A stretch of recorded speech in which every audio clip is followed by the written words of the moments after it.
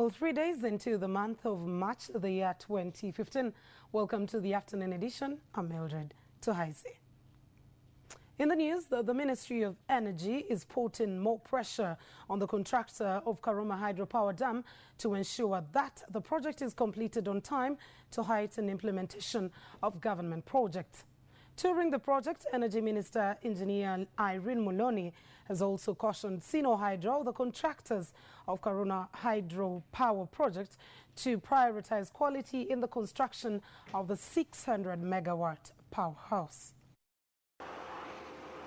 The Energy Ministry feels a lot of time was wasted during the procurement stage to select a contractor for the Karuma Hydropower station, and the contractor working on the project should endeavor and do his best within the allocated time.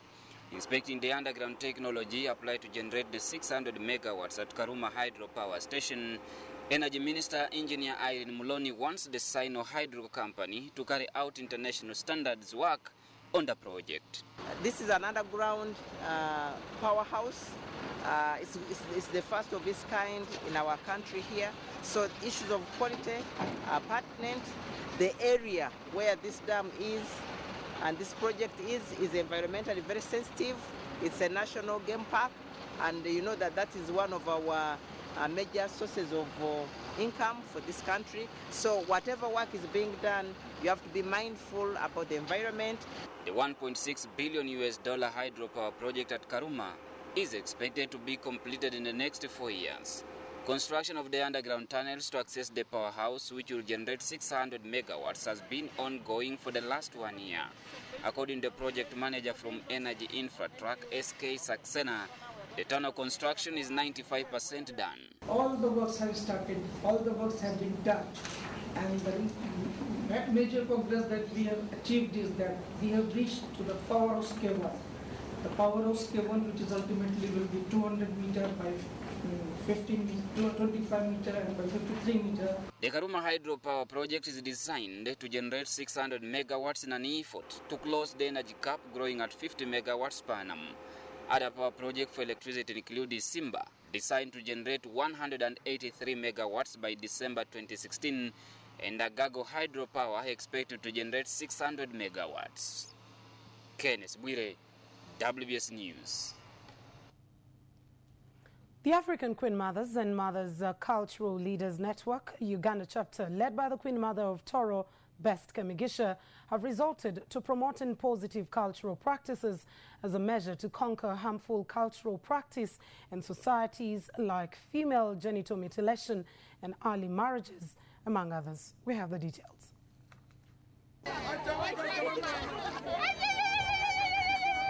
The African Queen Mothers and Women Culture Leaders Network, Uganda, has launched the first campfire, locally known as Choto, in Kapchorwa district, meant to support efforts to eliminate practices that affect the girl child. The launch was presided over by the UN country representative, accompanied by different representatives from the UN agencies. Traditionally, family members used to sit around fireplaces to discuss issues ranging from family development, cultural norms, and domestic violence to sex education, among others. It is this practice that African queens want to continue, but now to discourage female genital mutilation.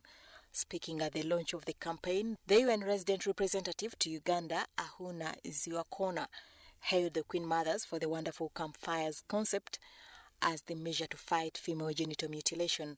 This is about using culture to conquer some of those negative cultural aspects that stop women. Around this fire, men, women, and children will discuss how to remove those practices that negate, that stop our girls and our women from rising to their highest potential and contributing to their community. The president of African Mothers and Culture Leaders Network Uganda chapter, the Queen Mother of Toro, Best Kemigisha, said they have resorted to using positive cultural practices to fight negative ones because they are the custodian of cultures. We are fighting against FGM, and this Choto will not stop here. It will be in Toro and other kingdom or chiefdoms. We shall go all over the cultural institutions Kemigisha gave 1 million shillings to the former female genital mutilation surgeons to start up income-generating activities. African Queens and Queen Mothers Network brings together African queens and queen mothers, princesses, and women culture leaders to improve the lives of grassroots women, girls, and children in Africa. Away from culture matters, council members of Mbarara municipality were left dumbfounded after Koranolia, market vendors in the municipality stormed the council meeting protesting a planned relocation of the market. The decision has been taken by Haji Sula Murevera, the owner of the land, to have the market relocated so that he can redevelop his land. Vendors stormed the council meeting room led by the LC3 chairperson, Benon Mugome.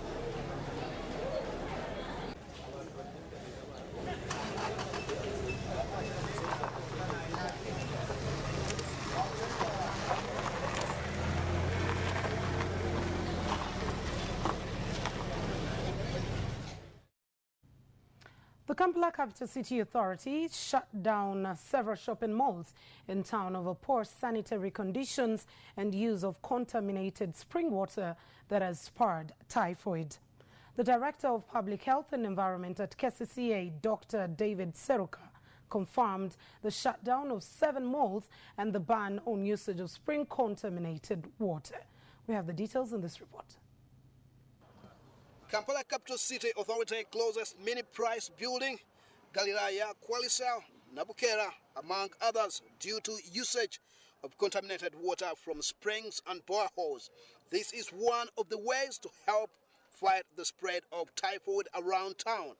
Dr. Seruka says the buildings were closed due to possession of water contaminated with waste, which is dangerous to the health of the consumers. We found that much of the problem was coming from contaminated water sources that are being used, especially within those structures that were closed. Josephine Oryeng from National Water says no one has permission to use borehole water around Kampala City. This water has not gone through tests to prove if it is good for consumption. Nobody is allowed to sink boreholes in the city. Dr. Seruka says agreements have been signed between owners of the malls, which involve tough penalties of disconnecting the pumps they use to pump underground water. The directive is going to be accompanied by commitment letters that never shall they ever use other sources apart from national water. The implementation is going to be done in the presence of National Water, KCCA and proprietors of malls. And this will later call for the reopening of the premises once adhered to. To the tenants of closed malls, say the directive was long time overdue. CC and the government to come upon us, and it helps us so that we can be saved by the government. For sure, I feel very bad. I was disappointed for being that the place was closed, and for sure the place is very sticks. Sina chakola olw'ensonga nti ekizimbe kyennyini kikyafu nnyo kyanjawulo ku bizimbe ebirala ebiri wano mu Kampala nti kikyafu nnyo. Closure of these buildings has left many tenants out of business until the proprietors adhere to the stipulated conditions. Now, the police component of the African Union mission in Somalia has started an aggressive community engagement exercise that will see them forge closer ties with the communities, the youth and local administration across the country. Amazon Police, led by the Deputy Operations Coordinator, SPN Oscar Kalulu, joined the District Commissioner of Warta Nabada in Banadir region, Yasin Nur Isse, for a football event that brought together youth teams in the district. Now, two local teams, Waxdar 5, that is Zamir Bile, and Waxdar 1, General Daoud, played a match in an indoor football pitch before a massive gathering of other youth.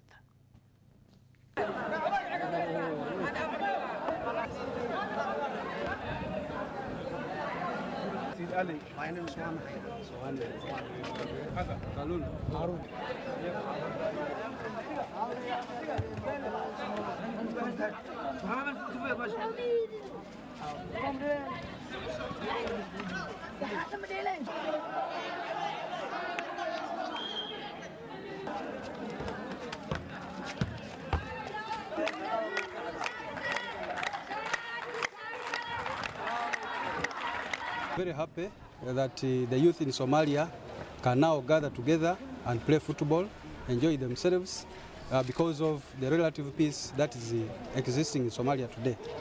Our expectation is that we need to put the youth closer to the security forces so that they work with us in fighting crime in Somalia and finally peacifying Somalia. noocan oo kale waxay qayb qaadanaysaa nabadda ee Muqdisho waana dareemi kartaa dadku waa faraxsanaayeen isdhaxgalkooda.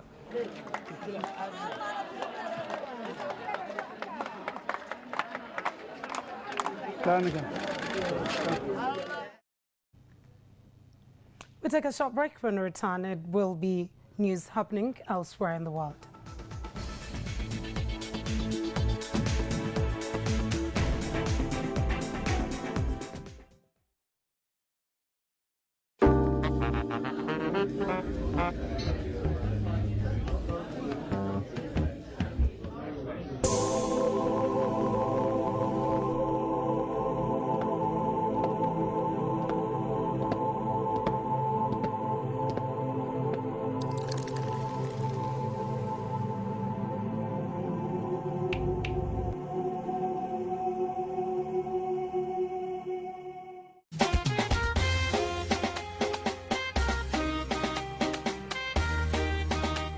Let your world come alive as you treat your taste buds to the fresh, zesty flavor of new Evervest Bitter Lemon. Evervest Bitter Lemon. Bitter is cool. This week on WBS TV. This is not heaven. This is what eternal life looks like. My name is Aurora.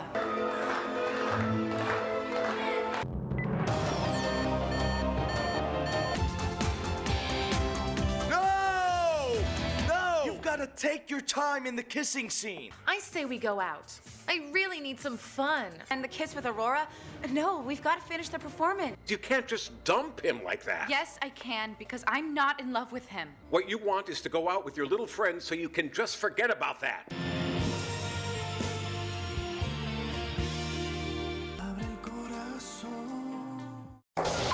Yamile always sleeps with Ignacio, always! It's just that I really wanted to ask Yamile what she thought about it. He isn't Ignacio. No, Ignacio. Do you ever get the idea that you can touch my woman? I told you how I feel about Mariella. If you want to punch me, then do it now. Bring you a piece of me. Come on, come on. What are you doing?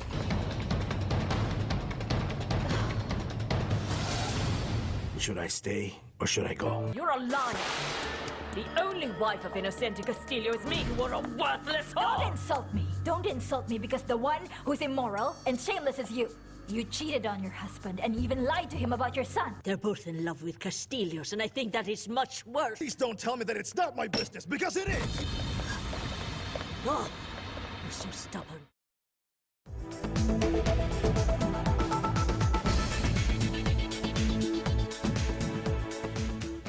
Welcome. Great pleasure to know that you're still with us. Elsewhere in the world, Several European Union politicians and Russia's opposition leader have been barred from attending the funeral of murdered Russian politician Boris Nemtsov. A Polish politician was denied a visa under existing Russian sanctions, while a Latvian member of parliament was turned back after arriving at a Moscow airport. Opposition leader Alexei Navalny was denied permission to leave jail as well, where he is serving a 15-day sentence. Mourners are, however, feeling past Nemtsov's coffin at Moscow's Sakharov Center.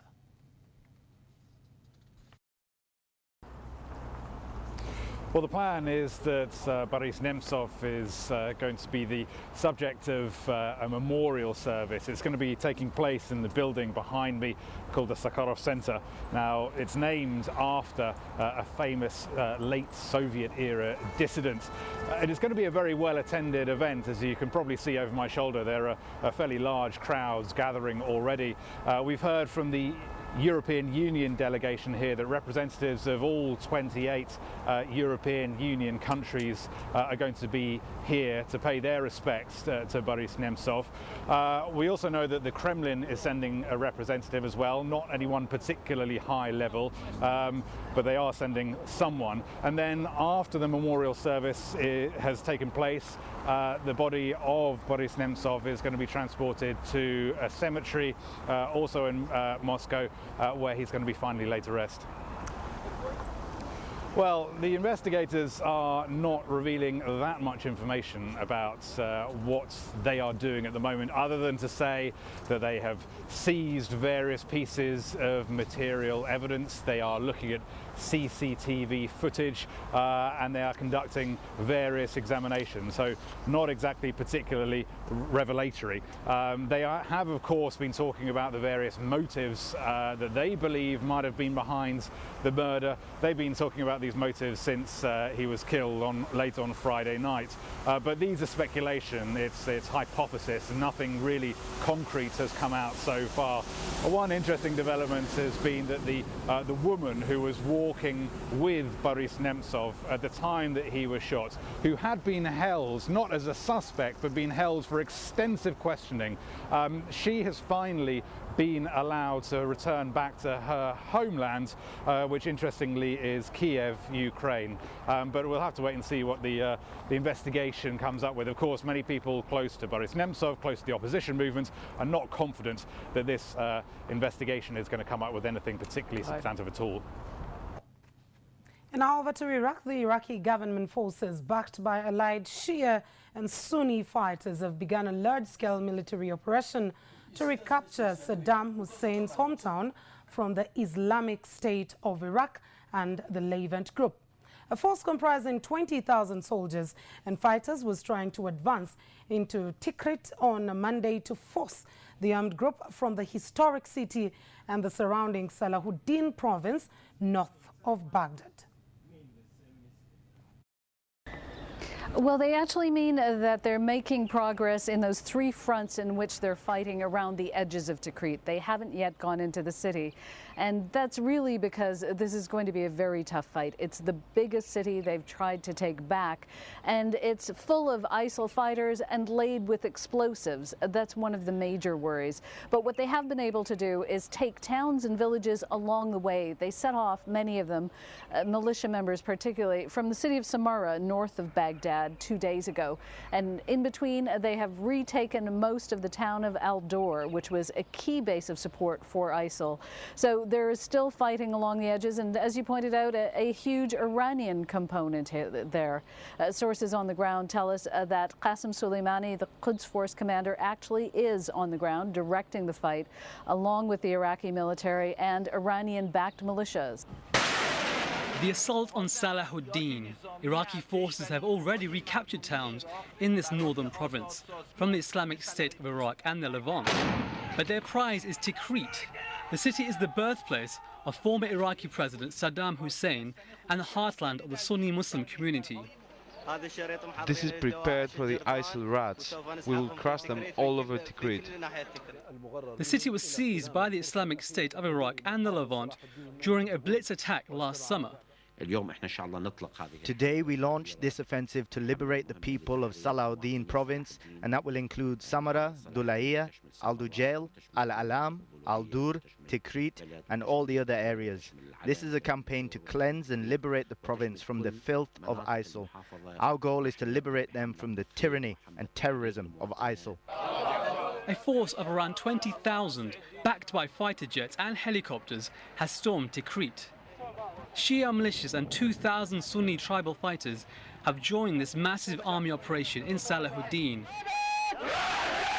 But there's a fear that the largely Shia-led attack could unfairly target Sunnis in this region.